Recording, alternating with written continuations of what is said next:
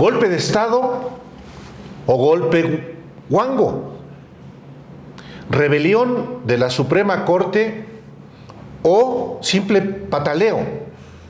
¿Qué es lo que está haciendo este máximo tribunal de México, cabeza del Poder Judicial de la Federación, que ha sido ya reformado? Ya no hay opción.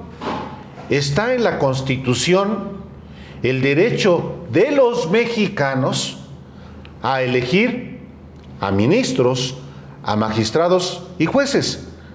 Entonces, ¿por qué Norma Piña y los ministros afines y toda la nata de la derecha que los respalda están actuando como actúan?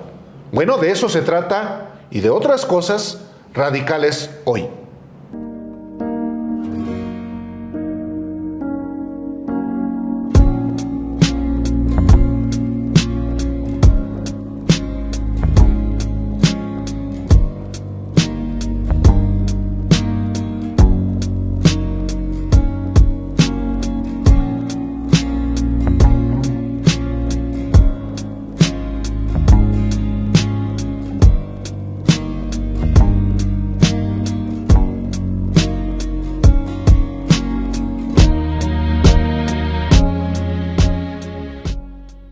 La Constitución republicana que tenemos en México, pues obviamente establece el principio de la división de poderes.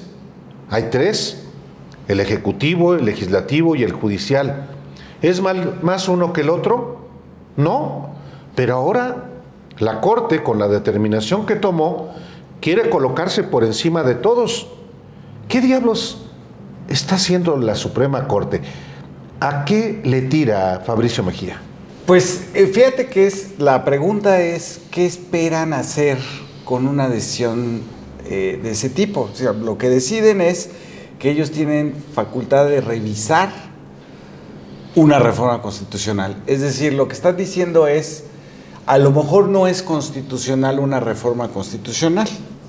Y eso tiene implicaciones graves para el resto de las reformas. Es decir, si ellos van a revisar cada vez que las 2/3 partes del Congreso aprueben una nueva reforma, eso quiere decir que están por encima del Congreso y por encima de la voluntad popular.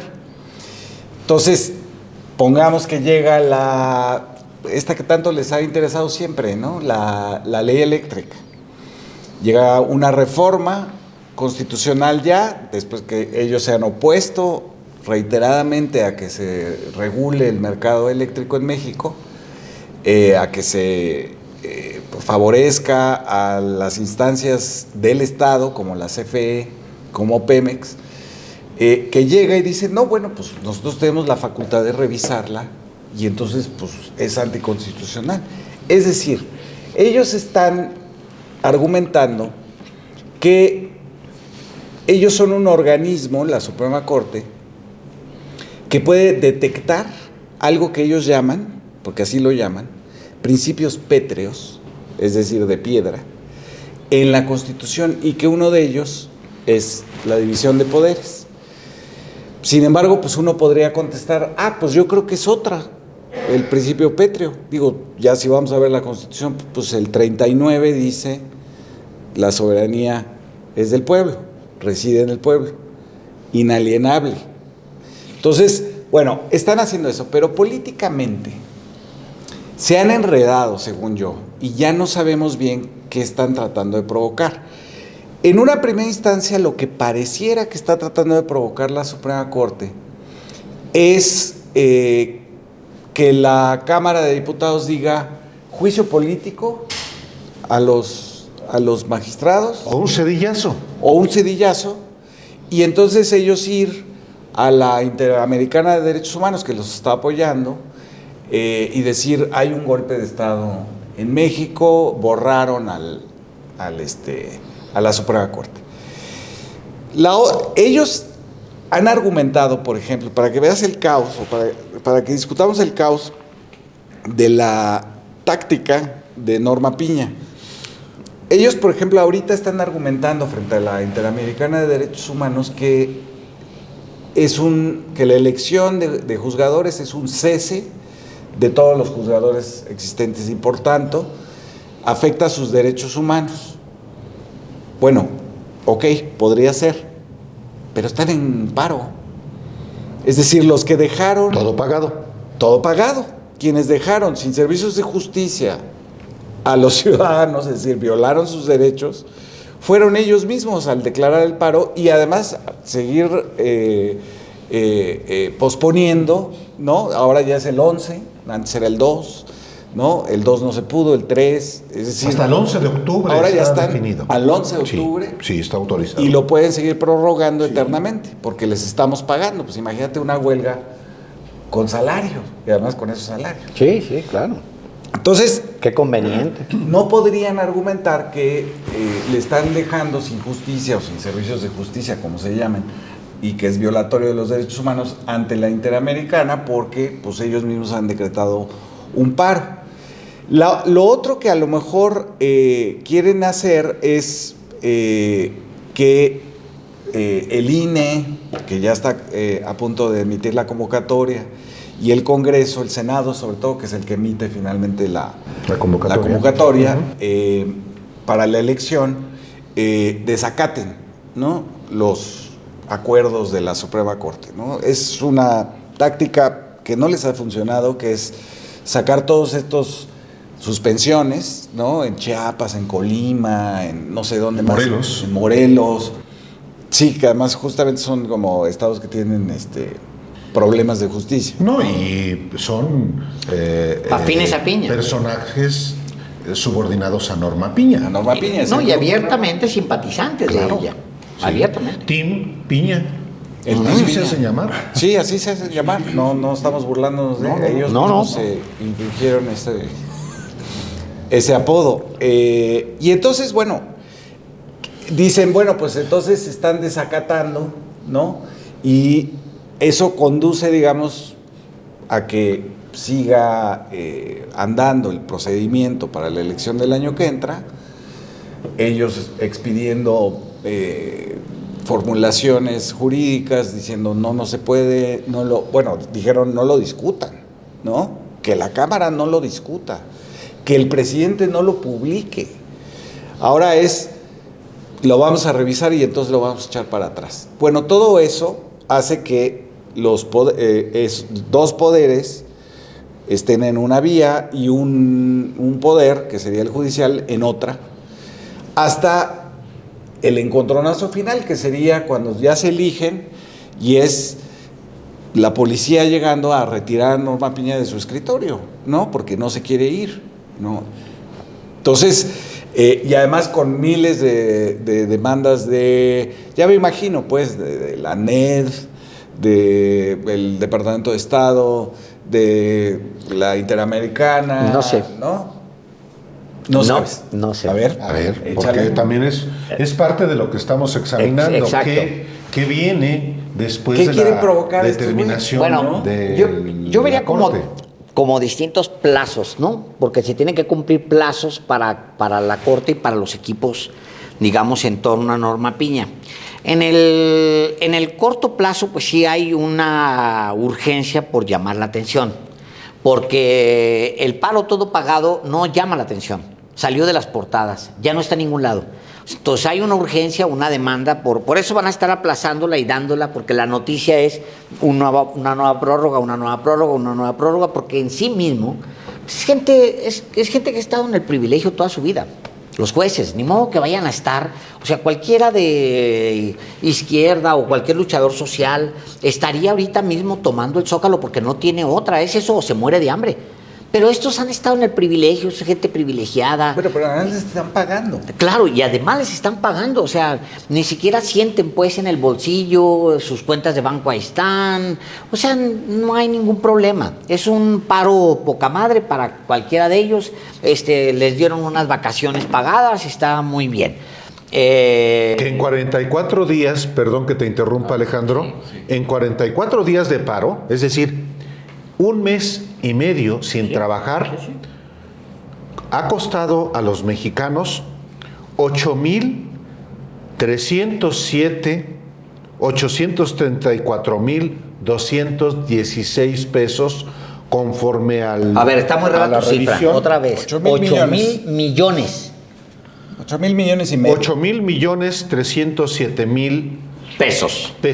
ha costado este Un mes paro y medio de paro. mes y medio de paro. Bueno, ahí está. ¿Y en qué lo han gastado? En ellos. En ellos, o sea, se ha gastado en ellos. O sea, los mantenemos. Es que ese es el tema. Ahora, ellos van a mantener ese paro para tratar de llamar la atención de los medios, porque los medios no lo pueden mantener artificialmente en las portadas, digámoslo así, ¿no? Digamos que a Piña lo que se le ocurre desde el Consejo de la Judicatura, porque tiene dos patas metidas ahí, Sí. una es propiamente La Corte.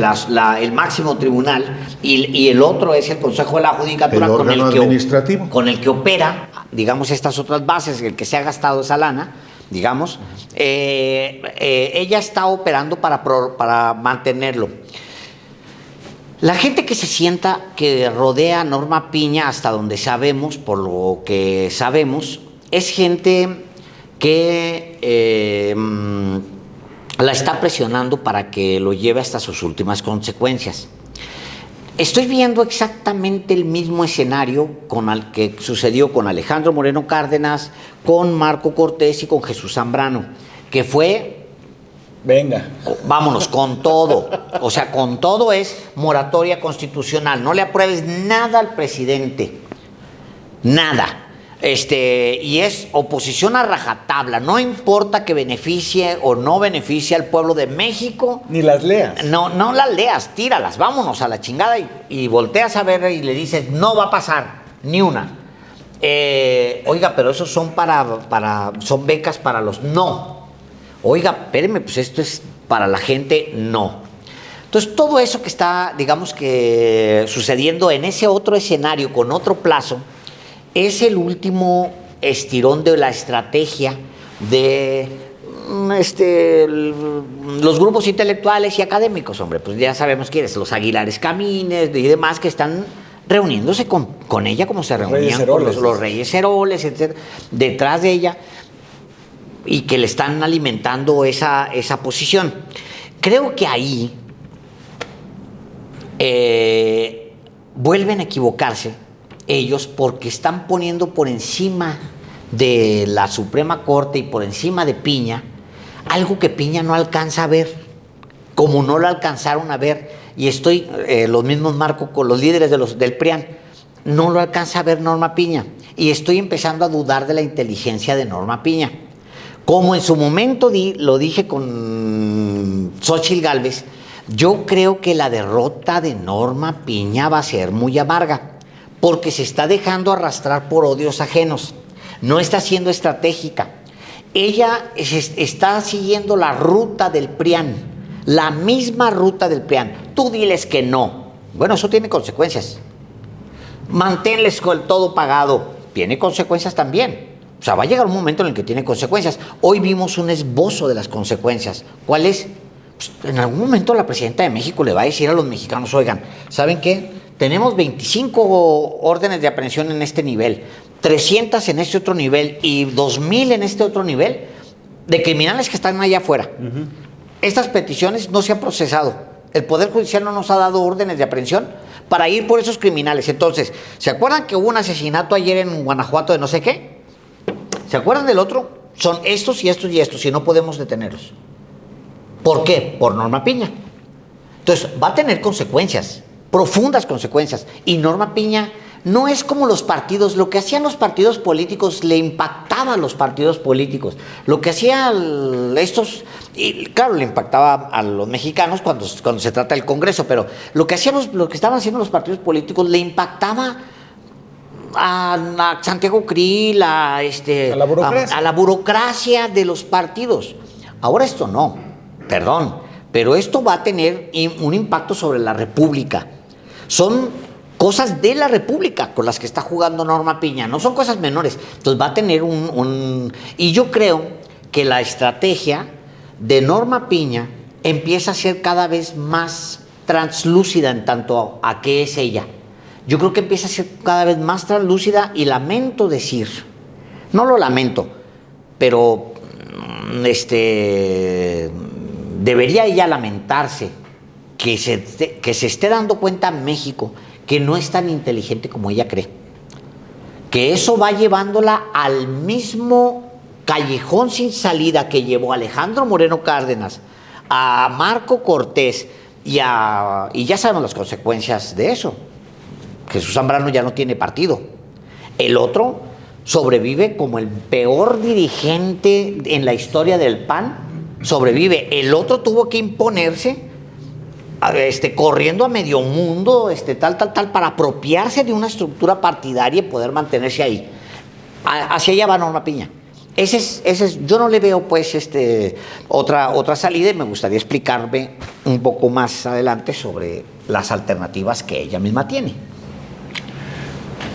Yo traigo a la mesa un ensayo muy importante de hace ya algunas décadas de un filósofo italiano que es Norberto Bobbio, que, bueno, entre que era jurista y filósofo, él tiene trabajos muy importantes sobre la democracia en su aspecto tanto filosófico, pero también procedimental y real. Y entonces, en un ensayo que se llama El futuro de la democracia, donde él hace este contraste sobre los valores que nos promete la democracia y las trabas reales con las que se enfrenta este proyecto.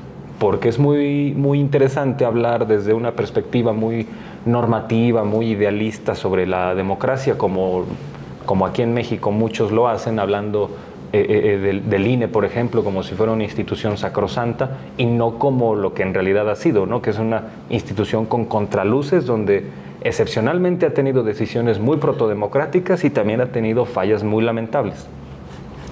Entonces, uno de los elementos que Bobbio plantea como una de las taras de la democracia contemporánea es el hecho de que, bueno, se asume que la democracia es un poder vigilado, es un poder bajo control, es un poder escrutado por otros poderes. Pero la pregunta que se hace Bobbio es, ¿quién vigila al vigilante?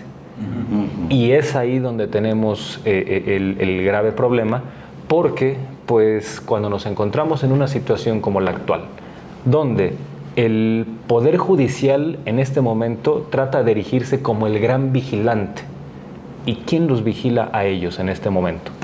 ¿Quién puede definir que si toman una decisión equivocada hay que tener arrestos, herramientas institucionales para que no proceda lo que el Poder Judicial plantea?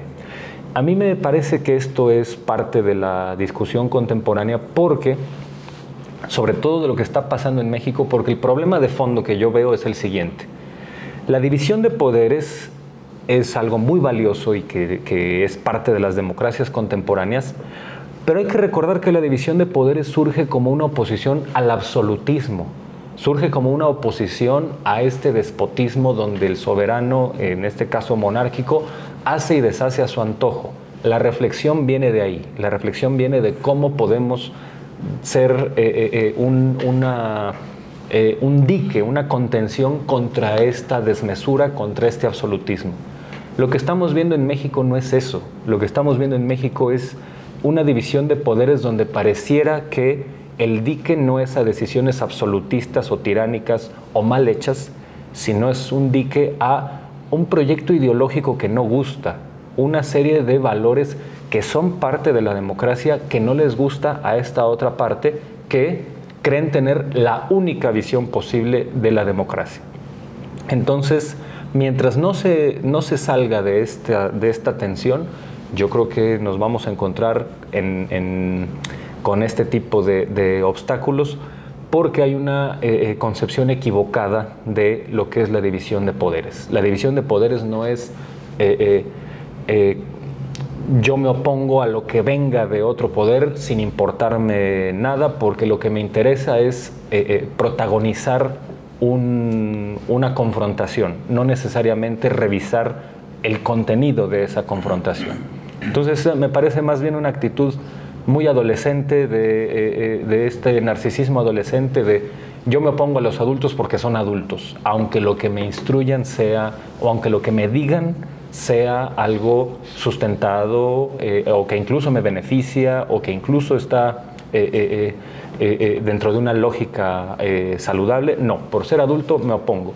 Entonces me parece que este es el entrampado que hoy tenemos, aunque pues no sabemos hasta con cuánto margen de maniobra cuenten, aunque con el que tienen ahora, con 8 votos de estos ministros, fue suficiente para ponerle una traba, no sabemos todavía de qué tamaño, a una decisión de reforma constitucional de todo un poder que a su vez viene respaldado por una elección histórica.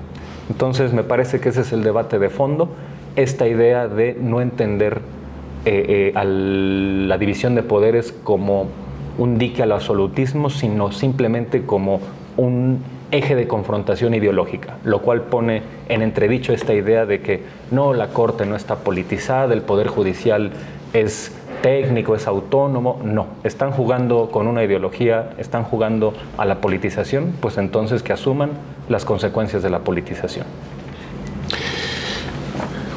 Dentro de lo agrio que representa esta conducta tan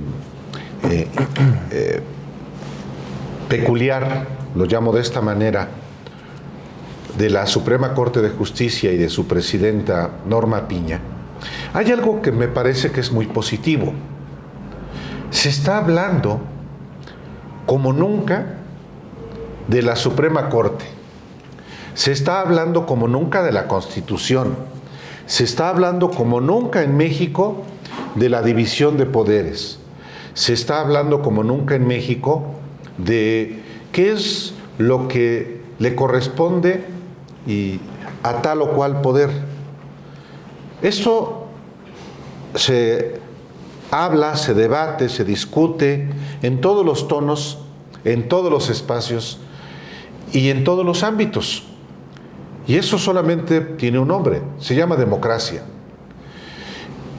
Y cuando hay una deliberación tan intensa, ya no solo sobre el Ejecutivo ni el Legislativo, sino el Poder Judicial, yo pienso que también ejemplifica el avance que como sociedad tenemos en términos democráticos.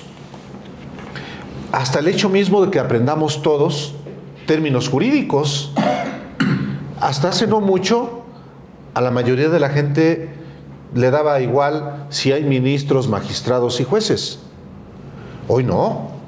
Hoy hay una conciencia muy clara de que hay esos niveles, como también cada vez más gente entiende la jerarquía de las leyes en México, que hay una Constitución General que es ley suprema y que hay leyes que derivan de esa Constitución, y que para reformar la Constitución, en la Constitución también se establece cuáles son los pasos a seguir, y también en la Constitución se establece, y ese es el tema que ahorita está en curso, qué puede hacer al respecto la Corte. Y la Suprema Corte no tiene ninguna facultad en la Constitución para impedir, frenar, modificar o revertir una reforma. O cambiar la Constitución, Álvaro, porque ya está publicado. Por eso, ya puede la Corte. No puede. Punto. Bueno, tan es así que un constitucionalista mantenido por los mexicanos durante 3 décadas, como Diego Valadez, que evidentemente repugna a este gobierno, Claro. escribió el 9 de septiembre: las reformas constitucionales no son impugnables, pero el procedimiento de reforma sí. En el Senado existe el 33% de senadores de oposición para promover una acción de inconstitucionalidad en el hipotético caso de que la reforma judicial no sea aprobada por la mayoría requerida. Cito a Diego Valadez por 2 razones. Una, porque él, como cualquier constitucionalista, como cualquier jurista, como cualquier abogado, como cualquier mexicano, sabe que las reformas constitucionales no son impugnables. Punto número 1. Pero cito también a Diego Valadez por 2 elementos. Porque dice, pues sí, en el Senado existe el 33% de los senadores para promover una acción de inconstitucionalidad, que significa que esa parte del Senado va a la Corte para que la Corte revise. Pues ya tampoco existe eso. Y luego Diego Valadez dice, al día siguiente de ese tuit que acabo, la democracia mexicana fue derrotada. Perdimos sucesivamente las batallas del INE, del Tribunal Electoral y del Congreso. Dice, es irrelevante, pero lo voy a leer porque es un tuit completo. Supongo que entre los triunfadores algunos deben sentirse avergonzados. Lo segundo es rebatible. En lo que sí tiene razón, es que perdieron todo. ¿Que no se avergüenza el de cobrar en tantas nóminas? ¿Se avergüenzas vamos? Estuvo como 15 días y ahora cobra una pensión, bueno, ¿no? ¿Qué ha pasado después de que este jueves, 3 de octubre, la Corte, apoyándose no en la Constitución, sino en una ley secundaria, dice, voy a revisar si es constitucional o no la reforma constitucional? En la ley orgánica. Por eso, una ley secundaria. No. Es una aberración, es una bofetada, es un escupitajo a la Constitución lo que hicieron los ministros de la Corte. Escupieron la Constitución y luego la patearon, la pisotearon. ¿Cómo con base en una ley secundaria hacen eso? Bueno, digo esto porque los constitucionalistas, incluyendo Diego Valadez, no han dicho una sola palabra. ¿Dónde están los constitucionalistas como Cosío? Callados, porque lo que ocurrió en la Corte es una aberración que no tiene ninguna lógica, ya no digamos jurídica, tiene una sola lógica, la lógica política y la lógica de los intereses que protegen esos altos funcionarios del Poder Judicial de la Federación, que es a lo que me quisiera referir en mi siguiente participación. No hay ninguna base constitucional para la determinación que tomaron los ministros, salvo una lógica estrictamente política para defender esos intereses espurios, miserables, que son los intereses que defienden los Aguilar Camín, los Enrique Krause y esos partidos, el PRIAN, que están mejor agachándose, porque saben que no tienen ninguna razón, ni jurídica, ni política, ni histórica, ni ética. Mira, te voy a leer, o sea, en esto están basando el acuerdo de ayer, en estos días, la Suprema Corte. Y no somos abogados, ¿sabes? No somos abogados. Porque no es una discusión jurídica de los leyes. Porque además te voy a decir una cosa, Álvaro.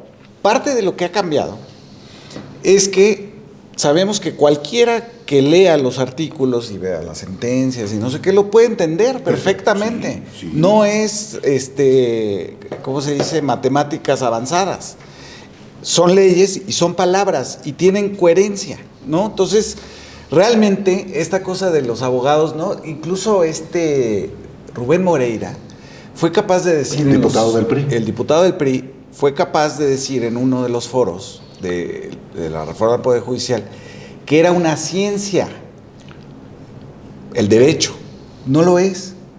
Es un oficio, igual que el nuestro. Una ciencia es lo que se puede repetir, ¿no? Cada vez que haces el mismo experimento se repiten los resultados. Obviamente no estamos hablando de una ciencia. Todo el mundo puede entender esto. Entonces, el artículo 11 de la ley orgánica en el que está basando Poder Judicial de la Federación, del Poder Judicial solo dice lo siguiente: El Pleno de la Suprema Corte de Justicia de la Nación velará en todo momento por la autonomía de los órganos del Poder Judicial de la Federación y por la independencia de sus integrantes, y tendrá las siguientes atribuciones.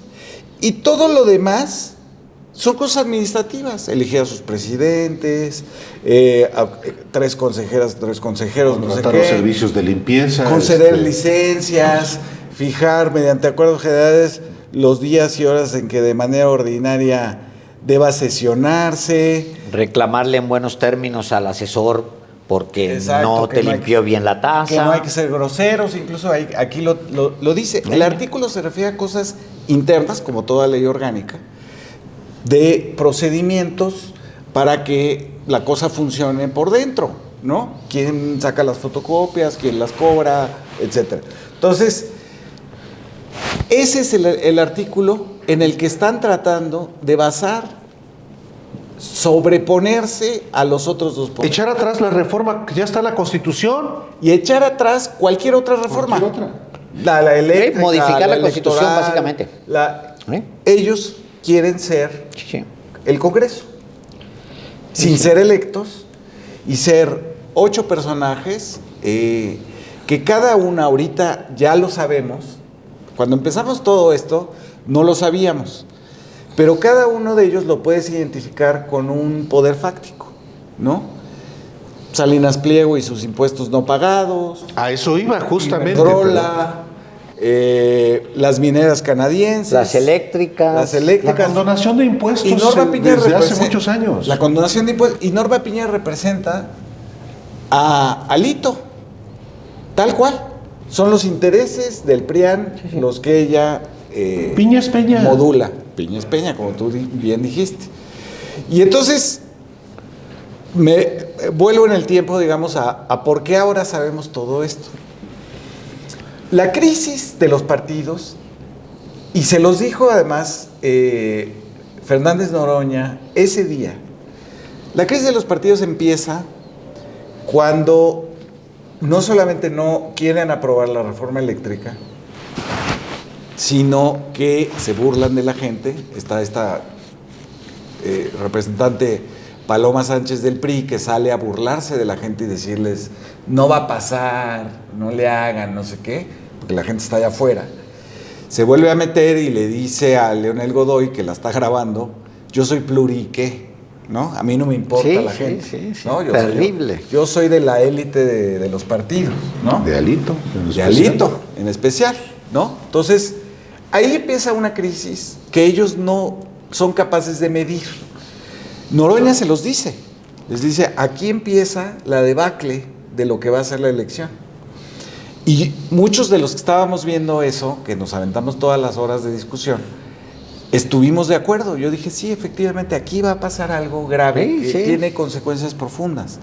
Porque lo que están haciendo es doble, digamos. Están, digamos, impidiendo que una ley eléctrica que mantiene un precio estable de la luz, del gas, etcétera, se apruebe. Y por otro lado, se están burlando de los electores, se están burlando de los ciudadanos, que es una cosa que no puedes hacer en esta transformación. A lo mejor lo podías hacer hace 20, 25 años, pero ahorita no se puede, porque hay una reacción de la gente.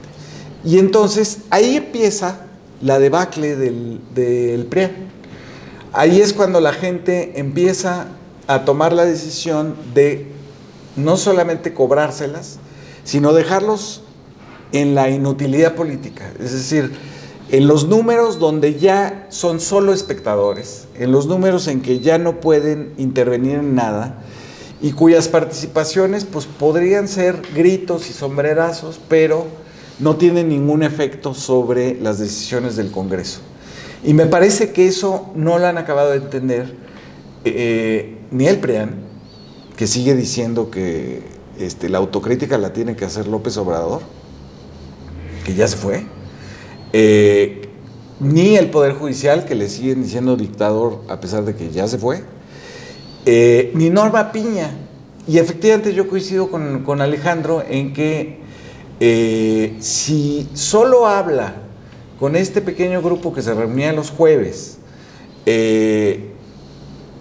por supuesto, va hacia el mismo callejón sin salida que fue la oposición en la elección. Y Xóchitl Gálvez. Y Xóchitl Gálvez y tantos otros, la Marea Rosa, van a un callejón sin salida que es, no hay visiblemente una táctica de salida para eso. O sea, si vas a decir con base en el artículo 11 de tu ley orgánica, que solo habla de cuidar la autonomía bajo las siguientes atribuciones que son otras, si vas a basar en esto, pues no tienes ninguna salida. Es que ese es el gran tema, esa es la gran duda del tema Piña y de todos sus aliados. O sea, ¿qué están pensando hacer? Porque incluso, digamos, no es posible ya, pero vámonos, se echa atrás, se cae la reforma, una maniobra tremenda y la reforma judicial se cae. Ellos tienen plazos. De todas maneras se van a ir. Y no pueden aspirar a regresar, no son servidores públicos votados. O sea, no es que puedan regresar a las urnas mañana, pero mañana nos vemos en las urnas. No, no hay eso. O sea, no tienen tampoco seguidores, no tienen gente que... Tienen empleados a los que maltratan y que ahora están utilizando de mala manera, pagándoles el salario para poder movilizarlos. O sea, esa es la parte donde todavía, digo yo, la inteligencia de Norma Piña, la visión de Norma Piña debe ser tan miope como yo o más, porque pues yo me quito los lentes y no veo a 3 metros. Bueno, pero te los puedes poner. Pero me los puedo poner, es correcto. Pero yo siento que Norma Piña, su estrategia, no va a ningún lado. O sea, va derecho hacia el abismo, derecho hacia un callejón sin salida. No le veo yo ninguna alternativa. Ahora, yo creo que, por otro lado, sí hay que agradecerle a una élite, y no se nos puede olvidar agradecérselo, y no se nos puede olvidar mencionarlo y tenerlo siempre en la memoria para las generaciones que vienen y las generaciones que están formando ahora mismo, que una élite de intelectuales formada por Héctor Aguilar Camín, Enrique Krause, Roger Bartra, todos esos intelectuales terminaron de empujar al abismo a estos partidos y ahora están terminando con el último bastión que es la Corte. O sea, hasta eso tendríamos que agradecerles porque en efecto yo creo que la estrategia de Norma Piña es todavía más dramática que la de los partidos políticos, porque los partidos políticos se pueden reformar, pueden aspirar a levantarse, a ir mañana y decir perdónennos. Vamos a recuperar las razones por las que fuimos fundados, vamos a volver a una cruzada y con la verdad por delante, fuera estos y vamos por la verdad. Pueden hacerlo los partidos políticos, ellos no, los ministros se van a ir a sus casas, no hay manera de que se recuperen. No hay manera de que tengan un espacio para argumentar más adelante y demostrar nada. No, ahora sí se van a vender tamales, como decía, ¿quién lo dijo? Lainez. Se van a ir a vender, bueno, se van a ir con no, como para nunca acordarse tener de que, nada. nunca ni probar los tamales. O sea, yo creo que aquí va a ser todavía más dramática la derrota de ese núcleo de intelectuales, académicos y periodistas. Va a ser todavía más amarga esa derrota porque no tiene salida. Lo que hicieron con los partidos, que no funcionó, tenía alternativas. Al final, bueno, son partidos políticos, reviven de repente, ¡pum!, de abajo. Acuérdate que además, por ejemplo, un miembro del grupo de Enrique Krause, que es Guillermo Sheridan, es el que promueve lo del plagio de Yasmín Esquivel. Claro. Con el apoyo de la UNAM. Claro. Y ahí intervienen directamente para que no sea electa ella y salga Norma Piña, ¿no? Es decir, han tenido una actuación deliberada. No, claro, sí, han estado ahí. No, hay mucha evidencia, hombre. Para empezar, la segunda de Norma Piña es Natalia Reyes Heroles. Hija de Federico Reyes Heroles. Heroles. Y hay que decirlo con todas sus letras también, porque nadie toca a los sacrosantos intelectuales. Bueno, aquí sí. Aquí No, sí. no, bueno, Ahí está por el maestro eso, Quintana. por eso existe Aquí, este espacio y lo hemos así es. publicado. Por supuesto, perdón. No, tal cual. O sea, yo creo que no hay... el viernes, la presidenta de México hablaba sobre, yo diría, un golpe flácido. ¿No? El de... Golpe aguado. Ella hablaba de un golpe aguado. Yo hablaría de un golpe flácido porque todavía tiene esa connotación casi escatológica, ¿no? Porque no va hacia ningún lado. El problema es que a lo mejor sí pueden estar haciendo un ruido de corto plazo, un ruido de, no, pues nos vamos a mover por aquí, vamos a mover por allá. Pero me gusta mucho la argumentación de Álvaro Delgado en el sentido de, bienvenidos a la normalidad democrática. Esto es parte de la normalidad democrática. Discutamos dentro de la normalidad democrática.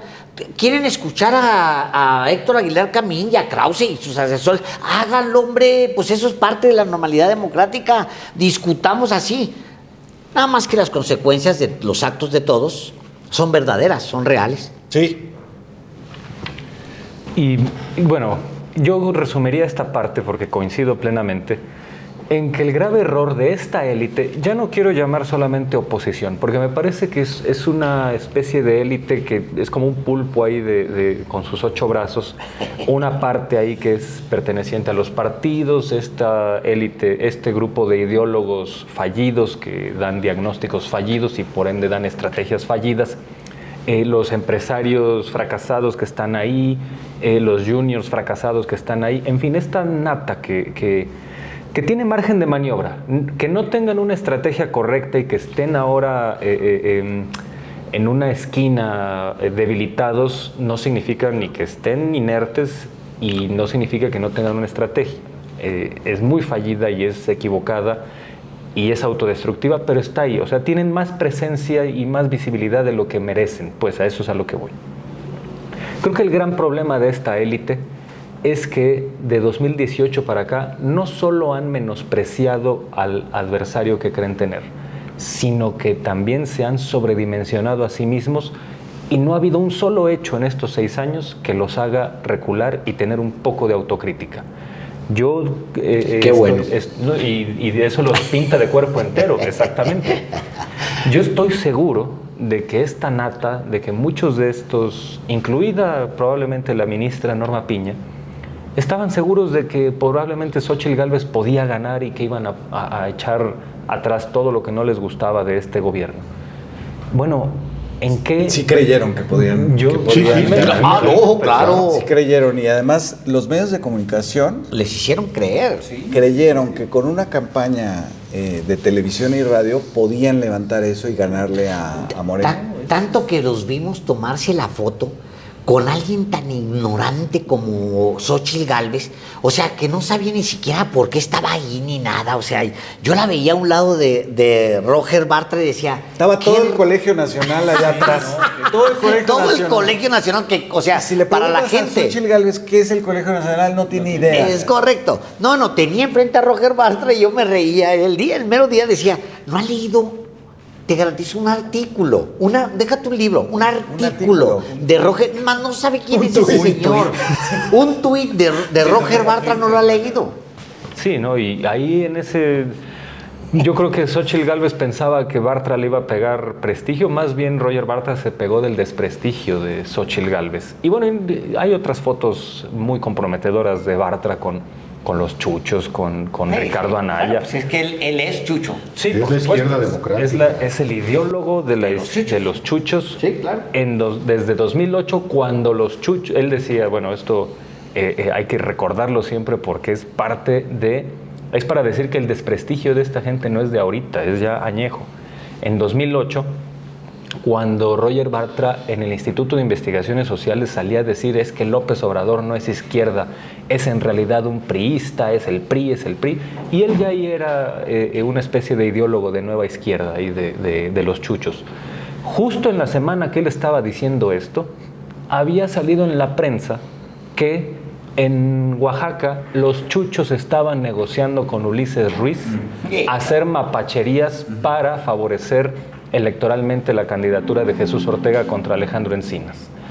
Bueno, la locura total. En fin, vuelvo al hilo de la argumentación que tenía, que era básicamente plantear que esta nata tiene una opinión muy sobredimensionada de sí misma y no se han dado cuenta que estas consecuencias, que son reales, de esta estrategia fallida, ya se les presentaron. Hoy están muy aminorados institucionalmente, sus partidos están debilitados. Creen ahora que desde un dique como la Suprema Corte de Justicia pueden hacer toda la política que los partidos no han hecho, que los intelectuales no han hecho, que los diputados de oposición no han hecho. Quieren hacerla todo de ahí y pues evidentemente es una tarea fallida, una tarea destinada al fracaso, porque además de que les va a ser logísticamente y políticamente imposible, pues eso los va a evidenciar como un grupúsculo que quiere abrogarse facultades y atribuciones de otros poderes y tratar de, no de corregir o ser simétricos a otros poderes, sino ponerse por encima. Y entonces, pues yo quiero ver que la situación como está ahora, donde hay un gran consenso que no quiere ya esas prácticas, se lo va a permitir. De alguna manera, cada uno de ustedes en las participaciones previas, digamos que identificó a esa nata de intereses a la que yo me quiero referir para explicar también por qué se han atrincherado ahora en el Poder Judicial y particularmente en la Suprema Corte. Y en realidad no hay un secreto, porque si ha habido algún espacio en el que hemos hablado sobre los personajes y los intereses que han moldeado, por lo menos en los años recientes, a la oposición a López Obrador y ahora a Claudia Sheinbaum, pues ha sido aquí, identificando con información desde cómo en la residencia, en la mansión de Claudio X González, se cocinó, se fraguó y se consolidó lo que se convertiría en la coalición Primero va por México en 2021 y luego en la coalición Corazón y Fuerza por México, que postuló a Xóchitl Gálvez con la coalición del PRIAN. Y también hemos identificado desde entonces hasta la reunión de los jueves, como lo publicó Alejandro Páez en su columna de hace un mes, esas reuniones de la ministra presidenta Norma Piña, con quienes fueron también ideólogos y también operadores de esos intereses que son Héctor Aguilar Camín, Lorenzo Córdoba, Federico Reyes Heroles, una de cuyas hijas es mano derecha de Norma Piña. ¿Qué intereses son? Pues no solamente son intereses legítimos que uno podría pensar, están luchando por sus ideas, intereses legítimos de una concepción de país que se expresan también en publicaciones como Nexos y Letras Libres o Este País que dirige Reyes Heroles. ¿Eso existe todavía? Todavía existe, sí. Mientras había dinero público y mientras haya claro, de dónde sacar. Claro, porque son intereses, Alejandro, porque son intereses. Entonces, hay intereses que se defienden, hay intereses legítimos, pero hay intereses que no son legítimos. Hay intereses legítimos que se litigan ante el Poder Judicial y hay intereses espurios, que son los que colocan en el Poder Judicial a quienes defienden esos intereses. Entonces, en el Poder Judicial, perdido el Ejecutivo y perdido el Legislativo, los peores intereses de México están atrincherados ahí. También en los organismos constitucionales autónomos que fueron en esta en este periodo del régimen de la transición que comienza con Ernesto Zedillo, con la reforma de 1996 hasta el 2018, pues ahí eran, a final de cuentas, fuentes de empleo, fuentes de enriquecimiento, también hay que decirlo.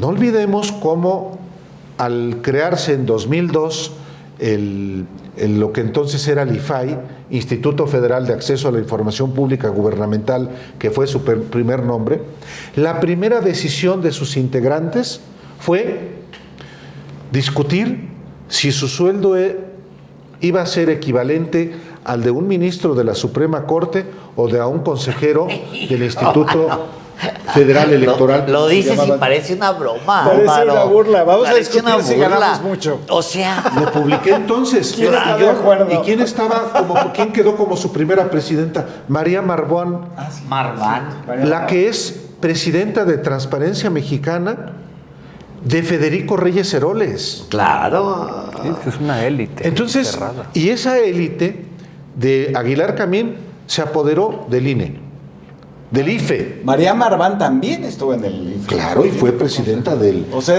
claro, y estuvo... Claro. La mil usos. Bueno, son intereses, son los intereses que lesiona, ¿qué? La democracia, no el autoritarismo. Ellos definen, ahora se traslapan los conceptos. Ellos hablan de autoritarismo y de dictadura cuando lo que estamos viendo es la democracia. Porque si uno reta, y me gustaría en algún momento poderlo hacer con alguno de esos personajes, a ver si le entra. Antes de 2018, ¿había más democracia que hoy? ¿Más libertad de expresión? ¿Más libertad de prensa? No. ¿Había más libertad de asociación, de manifestación?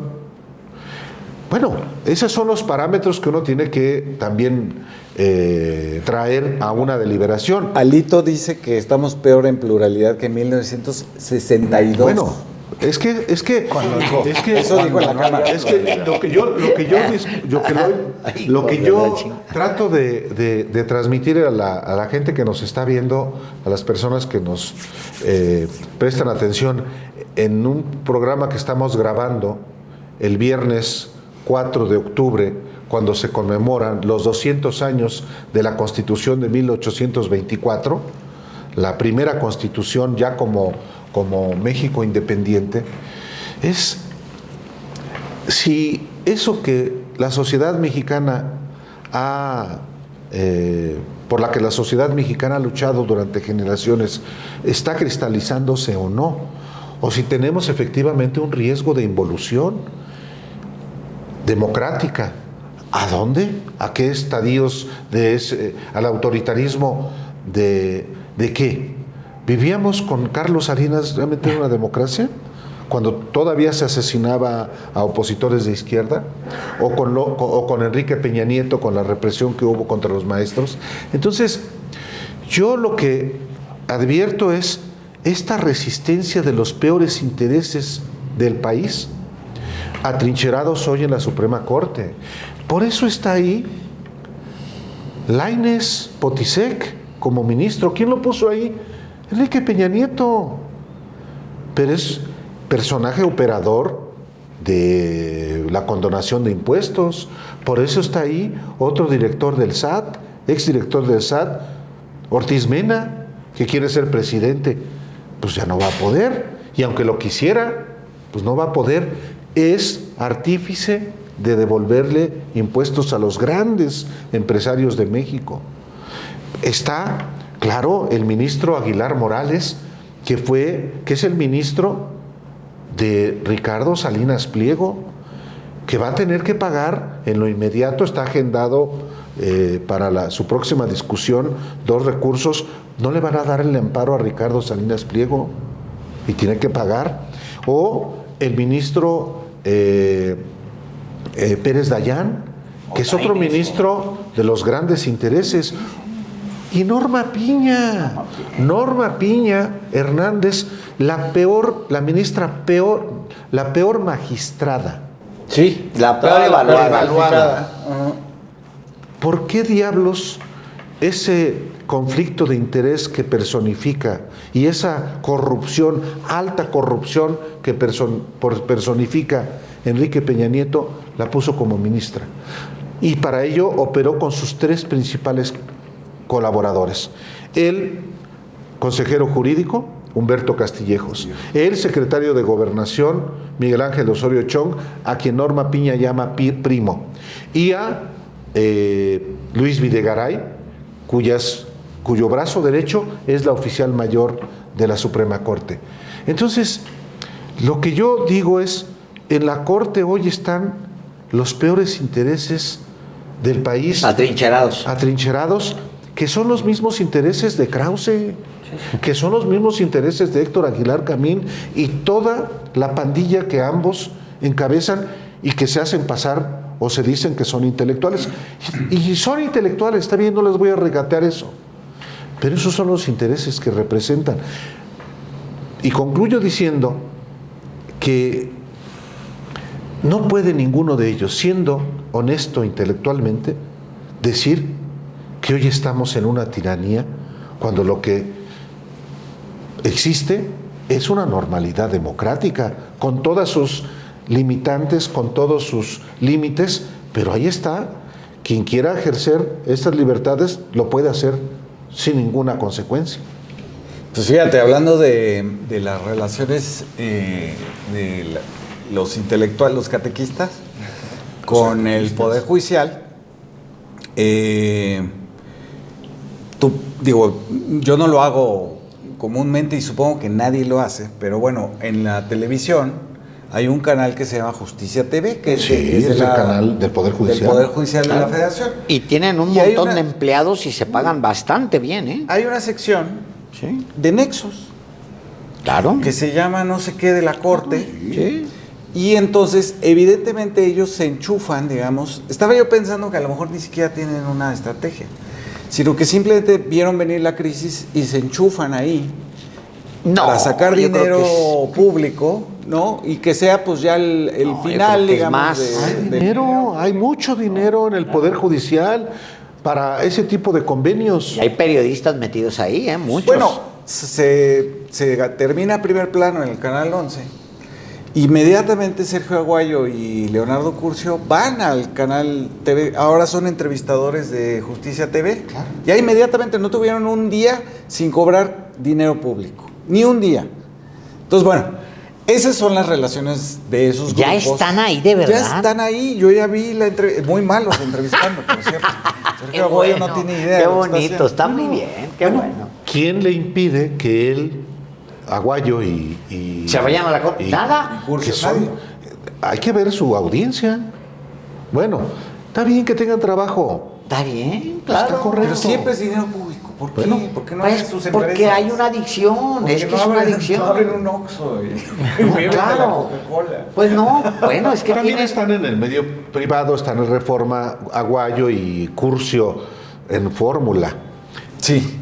Sí, no, pero sí hay una adicción al público, al dinero público. Ahí es donde ellos les gusta. Porque nadie te dice, oye, ¿sabes que lo hiciste mal? Te vamos a bajar el suelo como pasa en el privado. Es correcto, sí. O te corren, ¿no? Digo, como ahora está sucediendo en muchos medios que están empezando a recortar. Pues sí, que recorten, así pasa. ¿De así quién pasa? ¿Y es censura? Es que ahí está el asunto. No, porque otra vez, hay mucha deshonestidad. O sea, lo que decíamos del director de Excelsior, no sé si ayer o antier, este señor Beltrán. Pascal Beltrán del Río. Pascal. O sea, diga si le pidieron y quién le pidió. Y renuncie junto con su colaborador, porque eso hace un director. Si a un director le ponen, sí. Porque es una parte ética, Álvaro. No. Digo, si él es muy ético, yo lo oí que dijo en un tuit hace como un año. Les voy a contar, algo así. Son momentos turbios los que se están viviendo. Ya les contaré lo que estoy sufriendo en este momento. Algo así. Una payasada ahí. Renuncia, güey. Las presiones, no sé dónde. ¿Quién te está presionando? ¿El dueño? ¿Los Vázquez-Raña? Pues enfréntalos. Y si no sabes qué, hazle como muchos le hacíamos en el tiempo. ¿Renuncias? ¿Te vas? ¿Cuántas veces he renunciado? Yo cuando se acerca alguien a renunciarme a mí, yo les digo, muchachos, yo no tengo cara para decirles que no se vayan. Yo me mantengo renunciando y si no renuncio me corren. Pero ha sido mi carrera, llevo 20 medios en mi carrera, literalmente llevo 21 con Sin Embargo.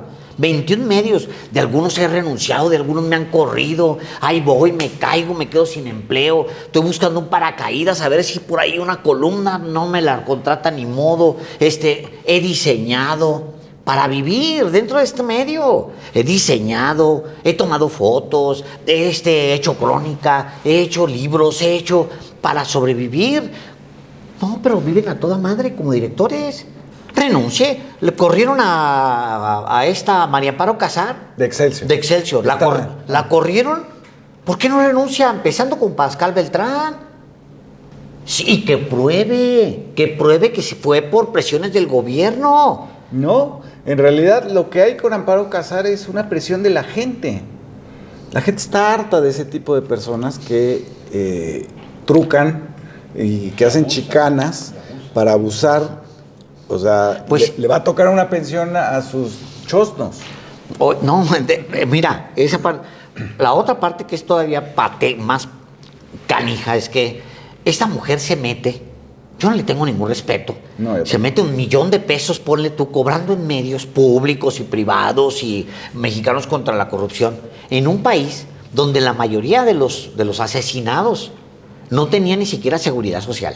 De los periodistas asesinados, la mujer se hace pasar por periodista y cobra en un país donde la mayoría, el 99% de las viudas o de los viudos, mayoritariamente viudas, no tienen un peso para vivir el día siguiente que matan a su marido o a su esposa. En un país así, la mujer esta se lleva $1 millón de pesos al mes. A mí me parece francamente una chingadera.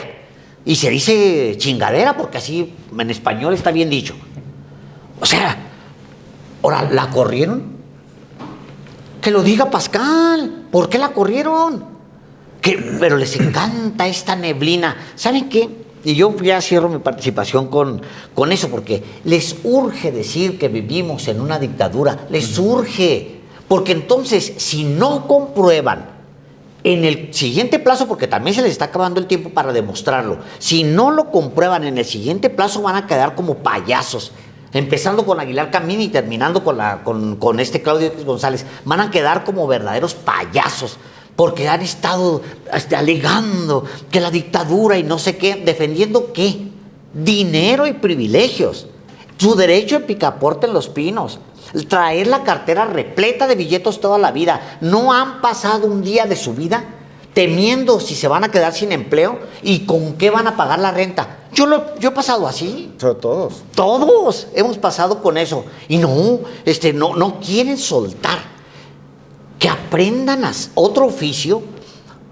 Les sugiero que se busquen un oficio, yo creo que puede existir por ahí, que tenga que ver con la honestidad. Y aprendan a ser honestos. Yo creo que ya quedaron como payasos, Tocayo. Yo creo que sí, carajo. Porque tú no puedes decir que vives en una dictadura con tanta libertad tantas veces de manera tan reiterada sin que haya consecuencias si fuera una dictadura real. Y bueno, es que esta gente hay que tratarla de este modo. La señora María Amparo Casar, por ejemplo, hay que tratarla como lo que es una exfuncionaria, una exburócrata de un gobierno prepotente, autoritario y corrupto, como fue el de Vicente Fox. Sí, a mí me parece que hay que poner siempre estos elementos, estos hechos documentados. Por Dios, el gobierno de Fox, el de Calderón, le usaba al secretario del Trabajo como porro para ir a censurar, para ir a amenazar directores de medios para correr a X o Y periodistas. Carlos Salinas condicionaba a Carlos Payán: o corres a fulano y a perengano del periódico La Jornada, o no te cumplo un acuerdo de publicidad que ya tenemos firmado. Y Payán le dice: pues no los corro y hazle como quieras, ¿no? Esos gestos de autoritarismo que ya no existen hoy, además de que fueron pasados por alto en su momento por estas voces que hoy claman la dictadura y la tiranía, pues los deja eso no solo como malinformados, sino como absolutamente deshonestos y como gente que está vaciando de significado palabras que son graves, palabras que son muy, muy delicadas y que nosotros tenemos que usar con rigor para dotarles no solo para dotarles de la seriedad en el análisis político, sino también para ser respetuosos con aquellos que sí han padecido esas cosas. Empezando, por ejemplo, por estos periodistas asesinados. No es posible que en un ambiente como donde hay estas comparaciones posibles, esta gente salga a victimizarse de ese modo. Entonces, pues bueno, todo esto tiene que ver con la tergiversación de términos, porque es el arma que le queda a esta oposición disminuida para tratar de acrecentarse, pero pues ya los hechos le demostraron que esa es la estrategia incorrecta. ¿Por qué o para qué persisten en ella? Esa es una duda que legítimamente me queda. Y yo concluyo en el sentido de que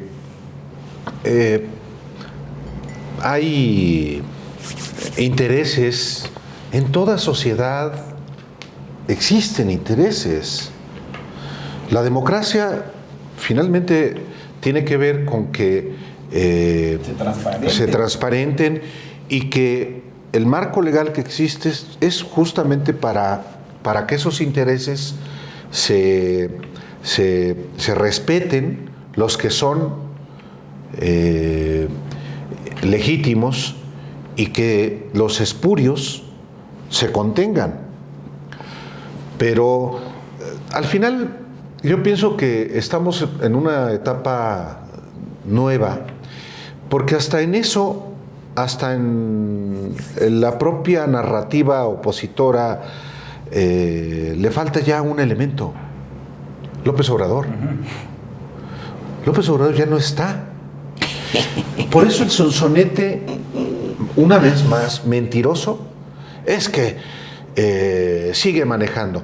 Es más, no se ha ido a su quinta de Palenque, se ha quedado acá en su casa de Tlalpan porque está vigilando. ¿Qué? Que ¿Lo del Poder Judicial? Sí. ¿Quién dice?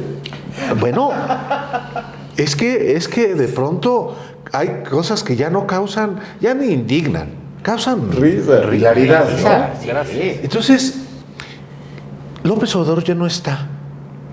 Y me decía, el otro día participé en una mesa y yo dije, ya se va López Obrador. ¿Pero quién me va a regresar mis 6 años? Pues, ¿cómo que qué te va a regresar? 6 años, que me robó. ¿A ti? ¿Qué le robó? Pagó Eso impuestos. Pagó impuestos. Está enojado porque pagó impuestos. O más bien no recibió lo que pensaba. Lo que quiero decir es, ya López Obrador no es presidente de la República, pasó a ser expresidente. Su obra, sus límites, sus insuficiencias, sus errores, pueden perfectamente seguirse discutiendo, se van a seguir discutiendo. Y sus aciertos. Y sus aciertos, sí, pero ya no está. Estamos en otro momento, hay otras circunstancias, en unas circunstancias terribles para la oposición. Nunca, hace décadas, había habido una presidenta con tanto poder constitucional como Claudia Sheinbaum y tanta legitimidad como Claudia Sheinbaum. Y las minorías, sin embargo, pueden estar tranquilas. Son minorías porque eso fue lo que la sociedad quiso con su voto. Si se ponen a trabajar, quizá dentro de 3 años, esas minorías se conviertan en mayoría en la Cámara de Diputados. Para eso son las elecciones. Entonces, las libertades que consagra la Constitución, que yo siempre he dicho, ¿quién las ejerce? Pues quien quiere ejercerlas. ¿Alguien que quiere que las ejerce está siendo perseguido? Pues yo digo que no. Lo que hay son hoy circunstancias nuevas, y parte de esas circunstancias son las que aquí discutimos con toda libertad, con un objetivo muy claro: no quedar bien entre nosotros, sino informarle a la gente que nos ve. Entonces, pues yo en ese sentido concluyo mi participación hoy. Pues vámonos ya, señores. Pues gracias, gracias.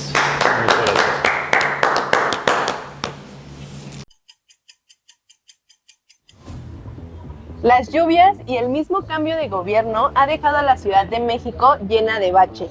Así recibirá la ciudad a la nueva jefa de gobierno. Ayúdanos a mostrarle algunos de estos baches. Toma una foto.